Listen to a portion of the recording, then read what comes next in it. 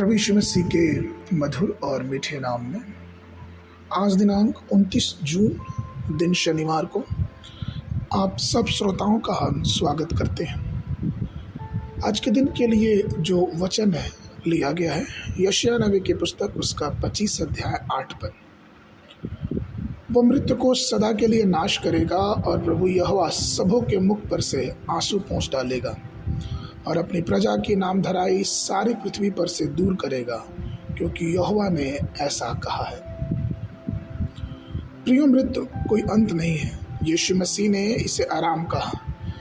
यीशु मसीह ने मृतकों को सोते हुए के रूप में संदर्भित किया है। प्रभु यीशु मसीह ने लाजर को जीवित किया। उन्होंने नाइन की विधवा के बेटे को जीवित किया। उन्होंने याईर की बेटी को जीवन दिया और कई मुर्दों को उन्होंने जिलाया।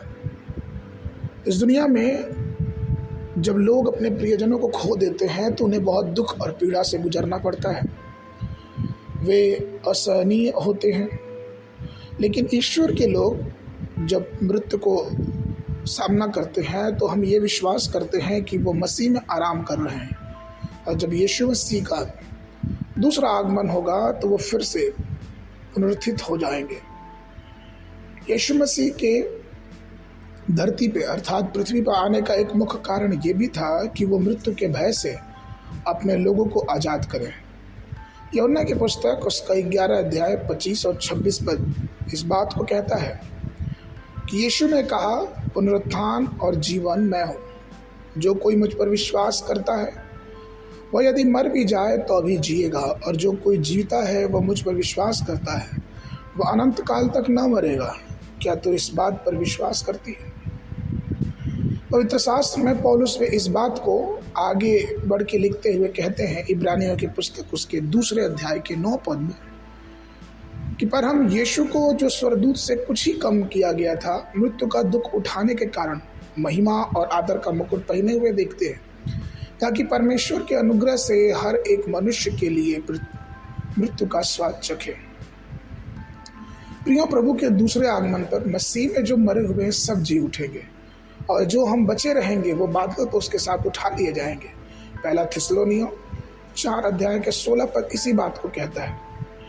पहला कुरिन्थियों की पुस्तक उसके 15 अध्याय के 54 पद में पौलुस इस बात को लिखते हैं, और जब यह नाशवान अविनाश को पहन लेगा और यह मरणहार अमरता को पहन लेगा, तब वह वचन जो लिखा है पूरा हो जाएगा कि जय ने मृत्यु को निगल लिया।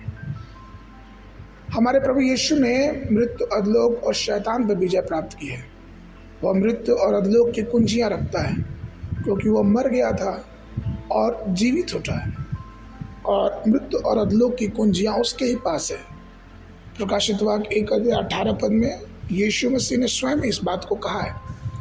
पहला कुरिन्थियों 15 के 55 में पौलुस भी इस बात को मोहर लगा के कहते हैं कि हे मृत्यु तेरी डंक कहाँ, और हे मौत तेरी विजय कहाँ। यीशु मसीह मृत्यु पर विजय पाए। वो 3 दिन के बाद मृतकों में से जी उठे, और वो कहते हैं कि मैं हमेशा जीवित हूँ।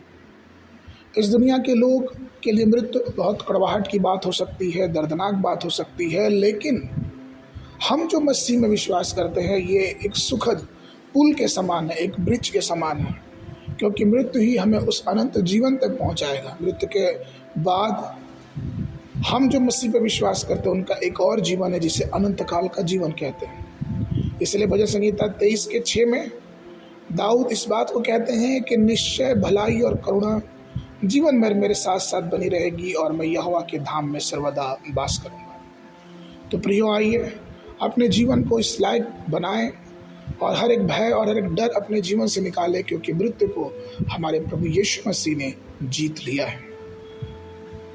आज के बाइबल अध्ययन के लिए सुबह के समय अय्यूब की पुस्तक उसका 14, 15, 16 अध्याय, शाम के समय प्रेरितों के काम उसका 9 अध्याय 22 पद से लेके 43 पद तक।